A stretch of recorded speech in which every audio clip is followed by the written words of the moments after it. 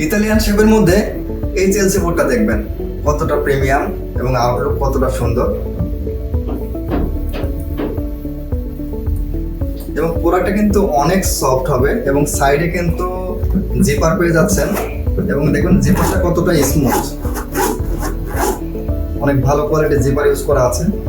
এবং প্রোডাক্টটাতে কিন্তু আপনারা সম্পূর্ণ রাবার সোল পাচ্ছেন এবং এই সোলটা কোনোভাবে স্লিপ করবে না এবং সোল ফেটে যাওয়ার কোনো অপশন নেই।